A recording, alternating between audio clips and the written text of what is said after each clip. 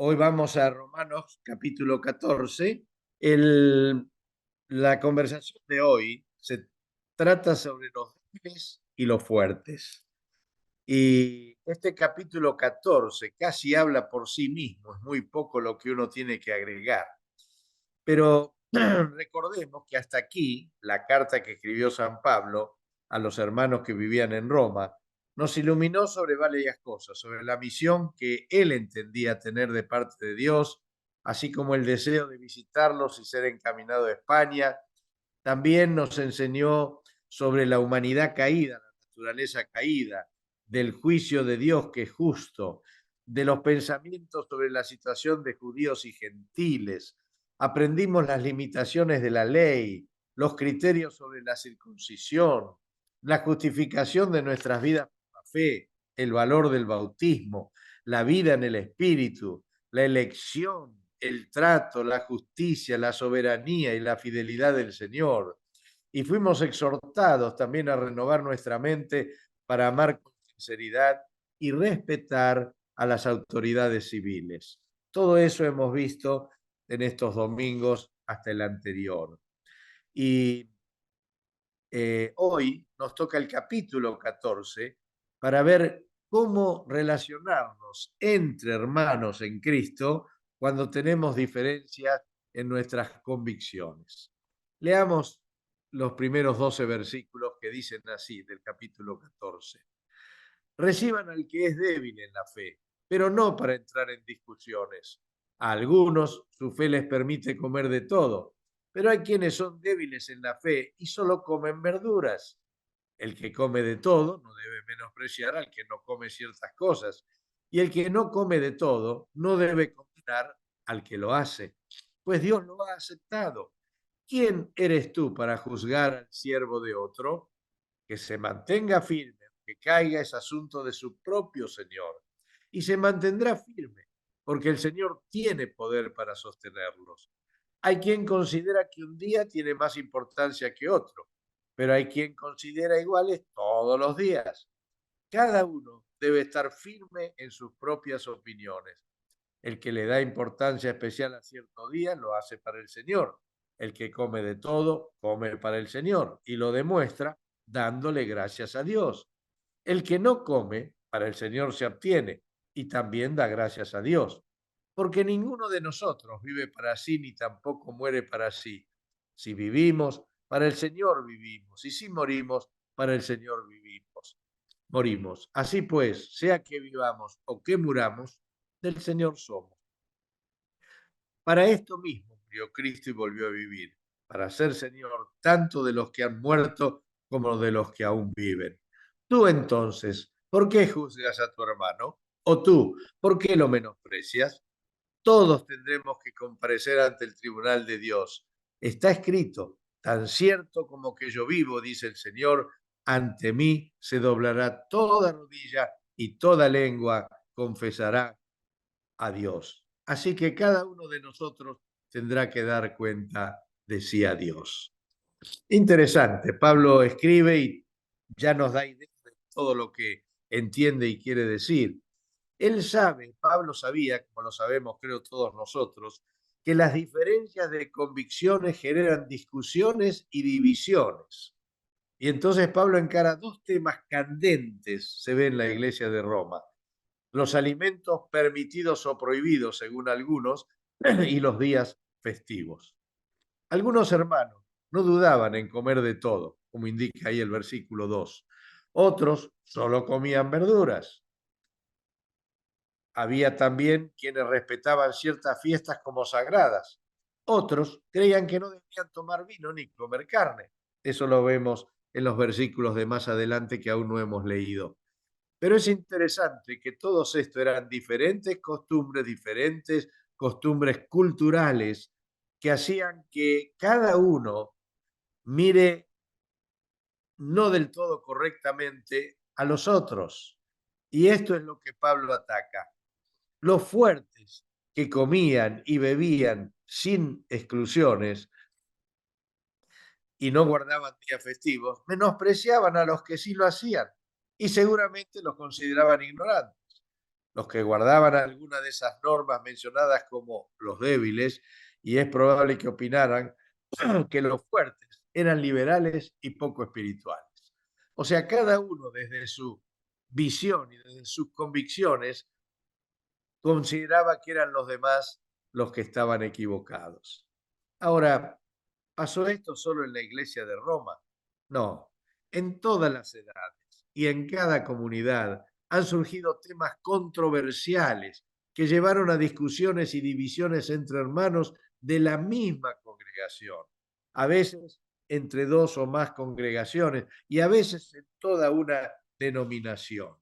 Evidentemente, todo esto de las diferencias de opiniones traen división y es lo que Pablo quiere evitar. Por ejemplo, hoy día se discute, ¿hay que ordenar mujeres como pastoras o no? ¿Se puede casar personas del mismo sexo? ¿Está bien guardar un día diferente al domingo o hay que guardar el domingo? ¿Casar a una persona divorciada es correcto? La interpretación de lo que ocurre en la Santa Cena, ¿qué es lo que allí ocurre? ¿El bautismo debe ser por inmersión o puede ser de otra forma? ¿Debemos confesar solo a Dios o también a los hombres? En fin, ustedes verán que todas estas son cuestiones que suscitan controversia. Ahora, es interesante el camino que optó Pablo. Pablo no intentó dar la razón a un grupo, sino evitar las discusiones que provocaban estos temas. La orientación de Pablo apeló al amor y al sacrificio. Los fuertes, que tenían un criterio más amplio y menos afectado culturalmente, debían aceptar, comprender y no escandalizar a los considerados débiles, a una costa de un sacrificio personal. Pablo da a entender que él era uno de los fuertes y que los fuertes estaban, creo, más acertados en sus convicciones. Vean el versículo 14 y el 20, si no. Pero esto no los autorizaba a juzgar a los demás, sino más bien no debían ser tropiezo alguno a su fe. Lo que Pablo quería decir es, ten libertad para lo que es tu convicción, pero si eso hace que un hermano eh, se escandalice, no lo hagas, no porque consideres que está mal, sino para ayudar al hermano en su fe. Imagino que Pablo conocería lo que Mateo 15:11 atribuye a Jesús, que dice, lo que contamina a una persona no es lo que entra en la boca, sino lo que sale de ella, dando a entender que no son los alimentos los que nos hacen más o menos santos, sino lo que nuestro corazón tiene y lo expresa con las palabras. Pero tenemos que entender que culturalmente nos suceden cosas que nos ponen con diferencia con otros hermanos. Les cuento algo. Por ejemplo, yo me crié cuando era pequeño en un barrio donde todos eran jugadores de carta, de quiniela, de apuesta. Apostaban tanto que cuando veían un auto decían, a ver, juguemos a ver cuál es el primer número de la patente. Ahí apostaban a ver quién acertaba.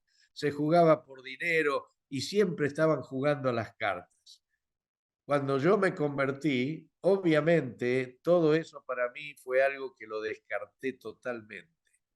¿Y saben cuál fue mi gran sorpresa? Al ir a un retiro espiritual y ver jugar a los hermanos a las cartas.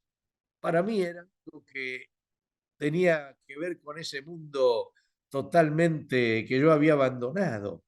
Ahora, para los hermanos era un juego como podía ser cualquier otro juego de mesa, pero para mí, y aún hoy me cuesta, por todo el bagaje que traigo de aquel tiempo.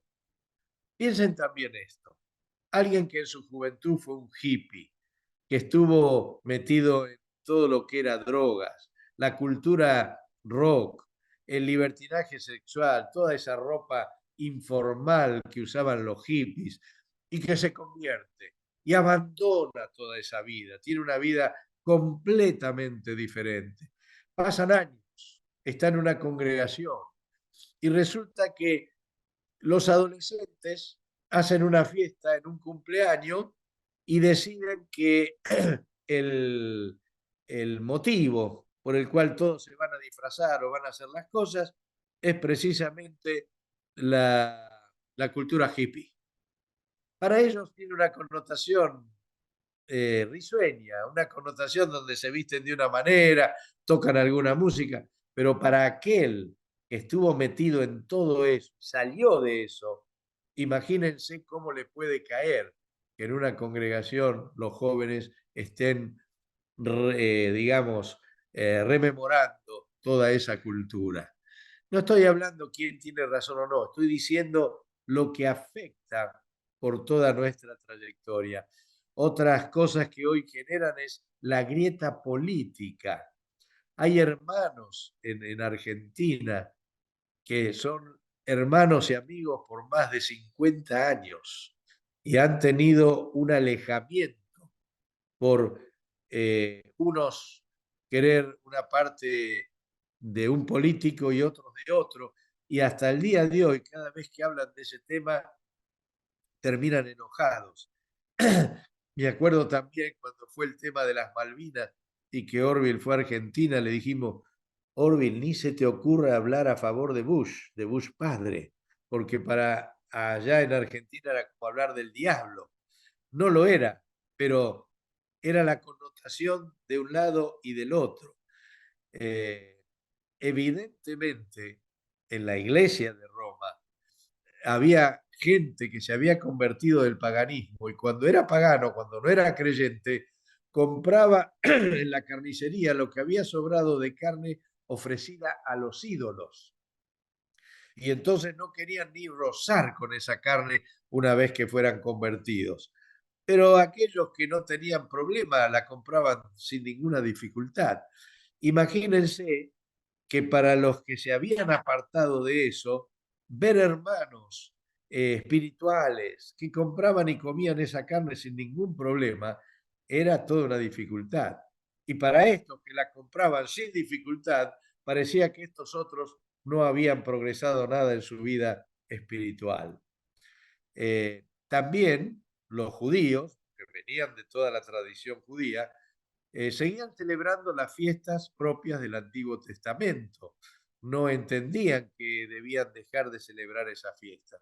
Pero todos los que venían de los paganos, de ninguna manera esas fiestas significaban nada para ellos. Entonces, fíjense cómo cosas que algunos creen con toda convicción pueden llegar a separarnos. Evidentemente los llamados débiles no tenían una fe que era débil en cuanto a dudar al Señor.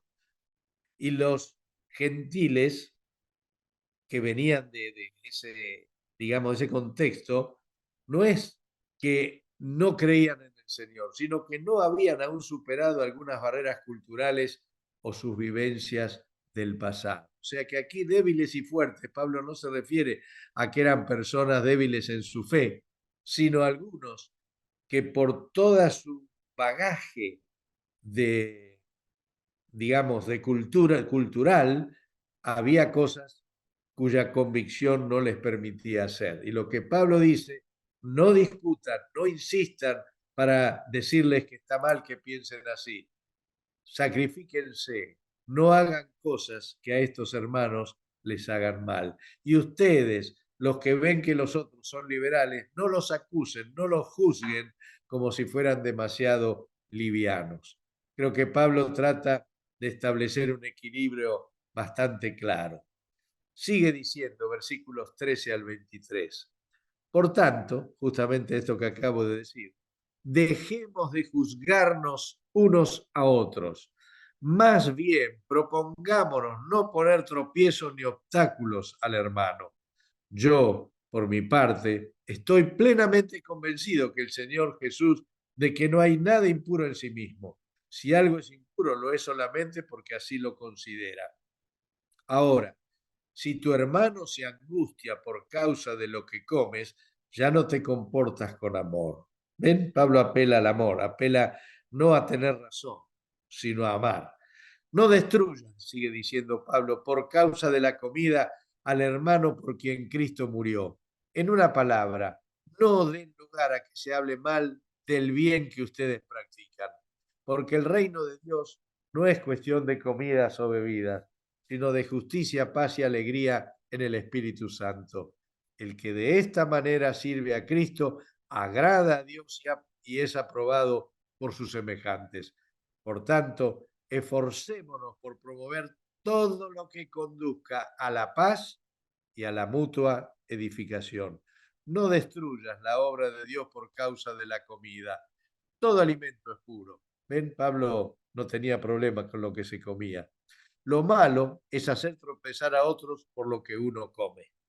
Más vale no comer carne, ni beber vino, ni hacer nada que haga caer a tu hermano. Así que la convicción que tengas tú al respecto, manténla como algo entre Dios y tú.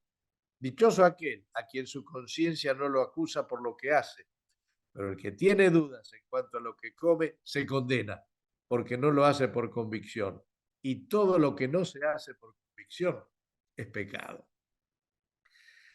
Recuerdo siempre que se había agregado a nuestro grupo un señor, un hermano, precioso hermano, se convirtió con las campañas de Aracondia, que había sido alguien adicto al alcohol.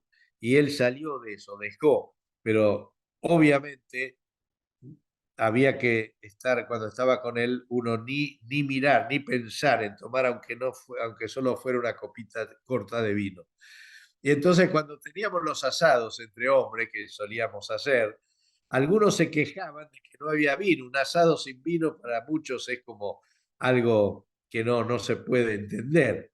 Pero realmente yo insistí y impuse un poco ese criterio de que mientras hubiera alguien que está luchando con una adicción, no podíamos de ninguna manera nosotros, por más que fuéramos medidos y lo hiciéramos en poca cantidad, ponerlo ante esa situación.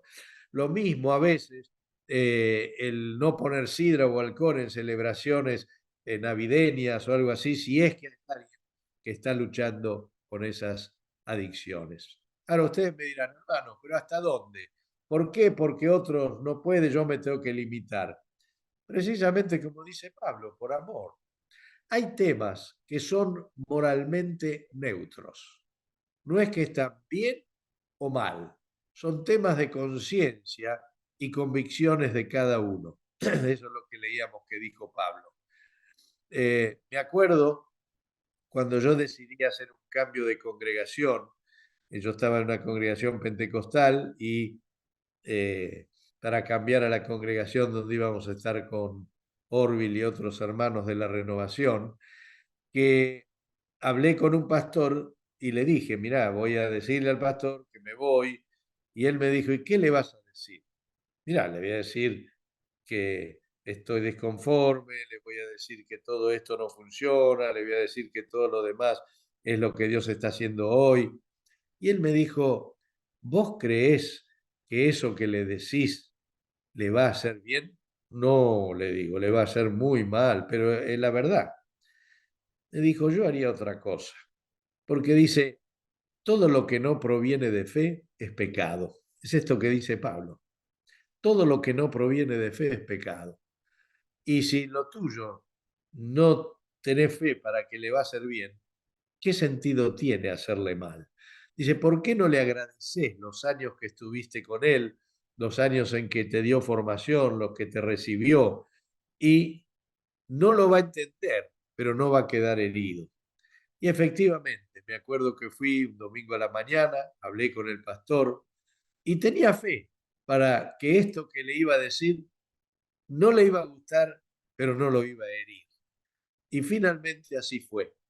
Después de unos 2 años que cambié de congregación, pude volver allí, no a quedarme otra vez, pero sí a participar, sí a tener comunión, sí a estar con todos los hermanos.